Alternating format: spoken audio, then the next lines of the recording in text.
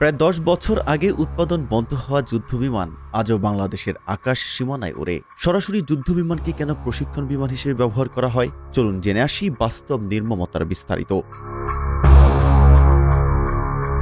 নতুন সকাল, নতুন দিনে আমরা সকলে হয়ে উঠি সেই বাবা মা যাদের সন্তান এখন স্কুলে আছে, যাদের সন্তানেরা আকাশ পাতাল জয় করতে ব্যস্ত।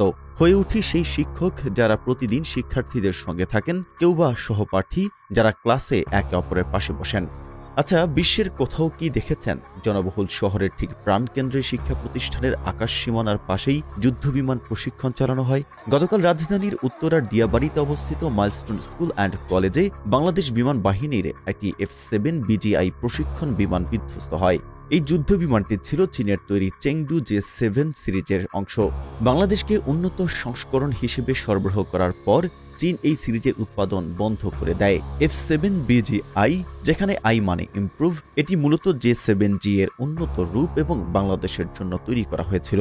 তবুও প্রশ্ন থেকে যায়, একটি সিরিজ যার উৎপাদন বন্ধ করা হয়েছে, সেই প্ল্যাটফর্মের যান্ত্রিক ত্রুটির রক্ষণাবেক্ষণ কতটা মানসম্পন্ন হতে পারে? তার উপর যদি হয় বাংলাদেশের মতো দেশ, যেখানে ক্ষুদ্র প্রযুক্তি গবেষণাও নিষ্পেষিত হয়, সেখানে যুদ্ধবিমানের মেরামতের মান কল্পনা করাই দুঃস্বপ্ন। এবার সেই তালিকায় যুক্ত হলেন স্কোয়াড্রন লিডার তৌকির ইসলাম সাগর।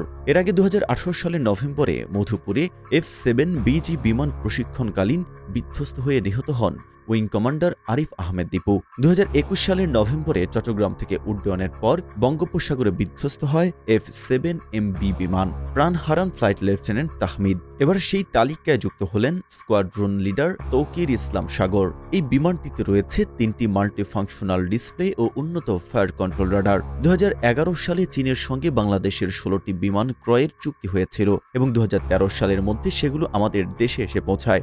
বর্তমানে বাংলাদেশ বিমান বাহিনীতে রয়েছে মোট 36টি F-7 বিমান, যার বেশিরভাগই F-7 BGI ভেরিয়েন্ট।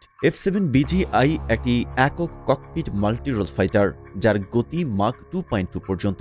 এতে রয়েছে আকাশ থেকে আকাশে ক্ষেপণাস্ত্র, জিপিএস ও লেজার নির্দেশিত বোমা এবং KLG-6F রাডার। গতকালের এই ফ্লাইটটি প্রশিক্ষণ ফ্লাইট হলেও বিমানটি প্রশিক্ষণ বিমান ছিল না, এটি ছিল একটি পূর্ণাঙ্গ যুদ্ধ বিমান। এবার একটু চিন্তা করি ট্রানজিশন ট্রেনিং এর বিষয়ে। এই প্রশিক্ষণকালীন সময়ে পাইলট ছিলেন K-8 থেকে F-7A ট্রানজিশন পর্যায়ে, যা উচ্চ ঝুঁকিপূর্ণ, যেখানে পর্যাপ্ত সিমুলেশন ও সহায়তা থাকে না। রাষ্ট্রের কারিগররা কি জানে না প্রশিক্ষণ এলাকায় উচ্চ ভবন ও জনঘনত্ব থাকলে দুর্ঘটনার ঝুঁকি বহুগুণ বেড়ে যায়? তারা কি জানেন না আকাশ সীমানার যান্ত্রিক ত্রুটিগুলো কি কি? পূর্ববর্তী দুর্ঘটনার পরেও কোনো পদ্ধতিগত পরিবর্তন হয়নি। যদি সেগুলো শিক্ষা কাজে লাগানো হতো, হয়তো আজ ইতিহাসের এই সবচেয়ে মর্মান্তিক দুর্ঘটনাটি এড়ানো যেত। চলুন চোখে আঙ্গুল দিয়ে আরেকটি প্রশ্ন তোলা যাক। ঘটনার রাতে কতজন সাংবাদিক, রাজনীতিক এবং বিশেষজ্ঞ সরব হয়েছেন? কতজন আঙ্গুল তুলেছেন বাংলাদেশ বিমান বাহিনীর দিকে? কতজন প্রশ্ন করেছেন যে যুদ্ধ বিমান 12 বছর পুরনো, প্রযুক্তিগত সীমাবদ্ধ, উৎপাদন বিচ্ছিন্ন, তা কিভাবে শিক্ষা প্রতিষ্ঠানের আকাশে ছুটে বেড়ায়? যুদ্ধ বিমান কেনই বা প্রশিক্ষণ বিমান হয়ে ধূমকেতুর ন্যায় পৃথিবীতে আছড়ে পড়ল নিষ্পাপ ফুলগুলোর উপর? 21 জুলাই 2025-এর বিমান দুর্ঘটনা আমাদের আবারও মনে করিয়ে দিল, আকাশ পথে নিরাপত্তা শুধু রাষ্ট্রের দায়িত্ব নয়, আমাদেরও দায়। আর কখন রাষ্ট্রের দায়িত্ব জনগণের কাঁধে এসে পড়ে বলুন তো? যখন রাষ্ট্র চালনার কারিগররা অনিয়মের বেড়াজালে অন্ধ হয়ে থাকেন। তাই বলি, এখন কণ্ঠ থামিয়ে রাখার সময় নয়। প্রশ্ন করতে হবে, জানতে চাইতে হবে। যারা সিদ্ধান্ত নেন তাদের জবাবদিহিতার মুখোমুখি দাঁড় করাতে হবে। কারণ এই দেশ আমাদের, আর নিরাপত্তা শুধু আজ সীমান্তে নয়, স্কুলের ক্লাসরুমেও দরকার।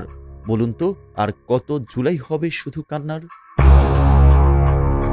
Desk report, face the people.